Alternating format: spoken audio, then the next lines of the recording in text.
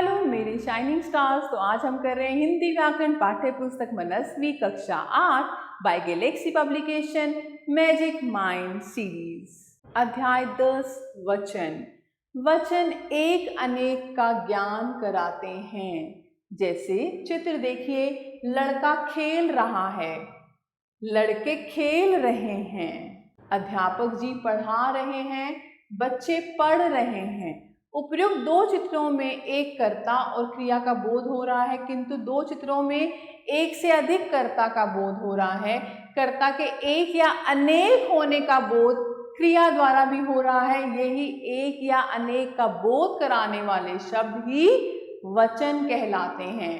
तो मेरे प्यारे बच्चों, वचन की परिभाषा क्या है?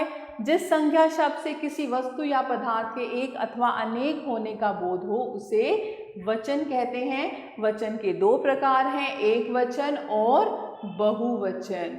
तो एक वचन शब्द के जिस रूप से एक प्राणी या वस्तु का बोध होता है उसे एक वचन कहते हैं। जैसे लड़का, एक पुस्तक, खिलौना, लड़का स्कूल जा रहा है, पुस्तक रखी है, चिड़िया दाना खा रही है, बस खड़ी है। उपयुक्त चित्रों से संबंधित वाक्यों की संज्ञाएं और क्रियाएं इस बात का बोध करा रही हैं कि यहाँ एक की बात की जा रही है। बहुवचन। बहुवचन क्या है? शब्द के जिस रूप से दो या दो से अधिक प्राणियों या वस्तुओं का बोध हो उसे बहुवचन कहते हैं। जैसे लड़के, पुस्तकें, खिलौने आदि। छात्र खा रहे हैं, बच्चे नाच रहे हैं, तितलियां उड़ रही हैं, मक्खियां भिनभिना रही हैं। तो उपयुक्त चित्रों से संबंधित वाक्यों की संज्ञाएं और क्रियाएं इस बात का बोध करा रही हैं कि यहाँ एक से अधिक यानी बहुवचन की बात की जा रही है। तो वचन की पहचान प्राय दो प्रकार से होती है। पहला है, वचन की पहचान संज्ञा या सर्वनाम शब्दों द्वारा हो जाती है। जैसे मैं खेल रहा हूँ, तो मैं सर्वनाम है यानी एक वचन। हम खेल रहे हैं, हम भी सर्वनाम है लेकिन ये बहुवचन को दर्शाता है। उपयुक्त वाक्यों में प्रयुक्त रंगीन सर्वनाम शब्द एक या एक से अधिक होने का बोध करा रहे हैं। ऐसे ही जब संख्या का एक वचन और बहुवचन में समान रूप से प्रयोग होता है तब उसके वचन की पहचान वाक्य के क्रियापदों से होती है। जैसे बंदर पेड़ पर बैठा है, यहाँ पर एक वचन है। बंदर पेड़ पर बैठे हैं, यहाँ पर बहुवचन है। इस वाक्य में बंदर कर्ताओं के समान रूप प्रयुक्त हुए हैं। ऐसे में उनकी क्रियाएं उनके वचन का बोध करा रही हैं।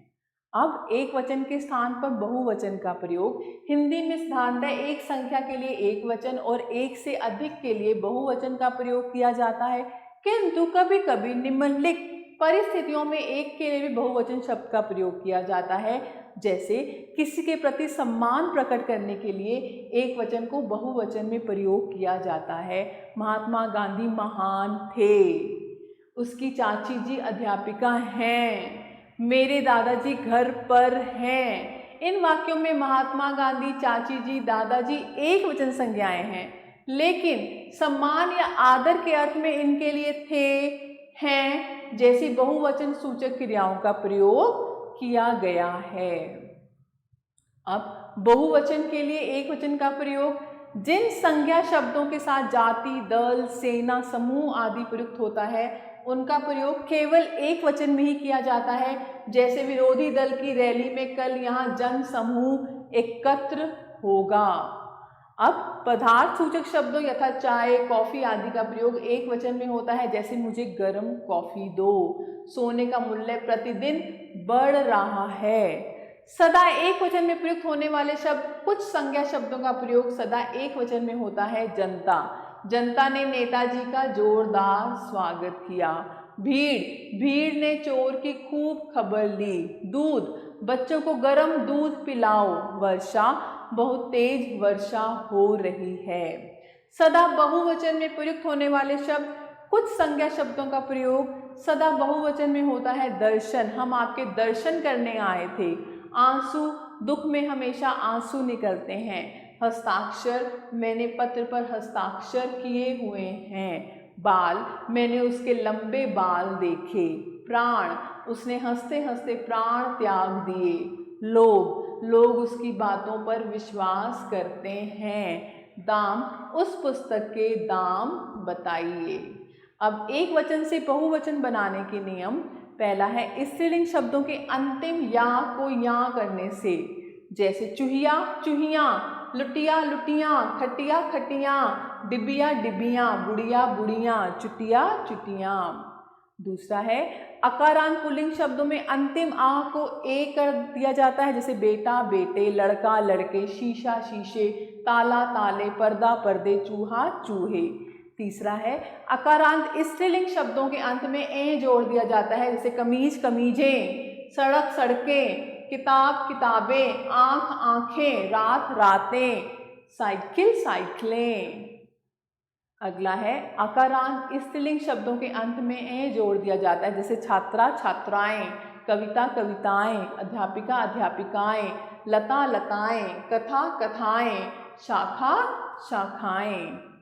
कुछ एक वचन शब्दों में गण जन वृंद वर्ग लोग समाज आदि शब्द जोड़कर उन्हें बहुवचन बनाते हैं, जैसे मजदूर मजदूर लोग, पाठक पाठक वृंद, विद्यार्थी विद्यार्थी गण, मित्र मित्रगण, प्रजा प्रजाजन, गरीब गरीब लोग।